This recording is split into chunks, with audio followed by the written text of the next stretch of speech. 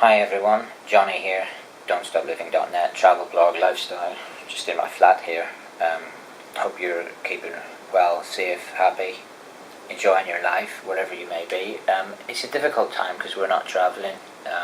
Coronavirus is taking over the world, and this weekend I thought I'd just do a little question and answer session. So this is probably the fourth part of that, if you've watched the series.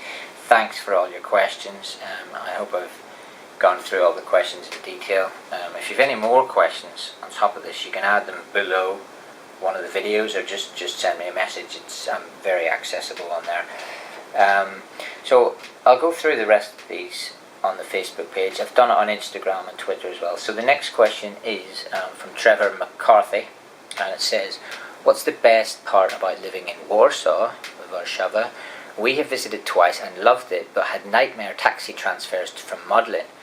That's the first question. There's two parts here. So what's the best part?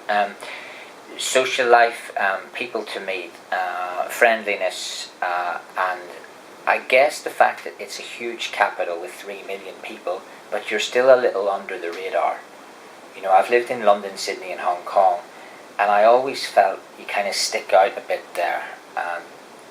I like the kind of the anonymity and the fact that you can be who you want in Warsaw, and not many people really care that much about it. It's a hard working city that you can kind of fit into very quickly. In fact, yeah, I would say that's possibly the best thing about living here is it's easy to fit in. After a day, you'll feel at home, and you'll not want to leave. It's the thing. It's a little bit magnetic and addictive, and I've been here over 3 years now, so it's hard to leave, as you can tell. Once you're here, you kind of stay here. That's the first part. And I see you had nightmare taxi transfers. Sorry to hear about that. Taxis in Warsaw are not good. I don't use them, so I'm not really aware of that. I've got a public transport card, which I just use for everything. Getting to Modlin, I'll use the bus or the train. And then the next question, also from Trevor McCarthy, is what's the Praga district like? Okay, I lived in Praga district in Warsaw for a while, and I loved it. This is like an old school district. To get you thinking, it's a bit anti-commercial. It's like old art, like artistic wall murals, cafes that are owned by local people, streets with kind of little cozy bars for a Thursday, Friday night. You just pop in for a quick drink, talk to a few people, and get with kind of like, people call it hipster vibe. It's a bit like that. It's sort of like an Irish pub style in there, but there's nothing that resembles an Irish pub. It's this the kind of atmosphere. It's dark and dirty and a little bit quirky and obscure. So I love Praga district. If you get a chance, visit that district. It's like a world of its own, and it's on the other side of the river in Warszawa. Okay, next question, Gareth Monder, who I actually know. Hi Gareth, how you doing? What moment or setting did you feel the most enlightened and alive? You see, the problem with that question is, I'm going to answer it from a football supporter. I felt pretty alive when David Healy scored the winner for Northern Ireland against England. That was an amazing setting and moment. I just thought, wow, we can beat these guys.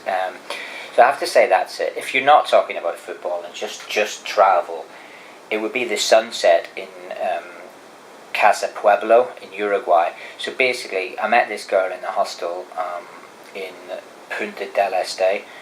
We took a bus, we didn't even know where we were going. Took a bus to the end of this road, walked down towards this old townhouse for the sunset. We got some Argentinian or Uruguayan, probably Uruguayan beer in. We just sat there and waited to watch the sunset. Music came on, the sun sank. It was the most beautiful sunset I've ever seen. Absolutely beautiful. You need to go there. Casa Pueblo, Punta Ballena, Uruguayan south coast. Best sunset ever. You feel alive. Opposite of that, what is the darkest or scariest thing you've seen? And that's a tough one. I don't mind going to war zones and museums where people were killed you know, like monuments about death. I don't mind going to that, but those are the scariest thing I've seen. You know, Auschwitz, Stutthof, these are, you know, German death camps. There was Saddam Hussein bunker I went to in Suleimania, which, you know, you're walking through a room where there's just pictures of people with blood that have been killed. So that's pretty dark, pretty scary, but I wouldn't stop doing it, because I think you need to see that experience in life to know that these are the bad times. And perhaps in days to come, in years to come, the coronavirus will add to that list of scary and dark things that we don't want to see.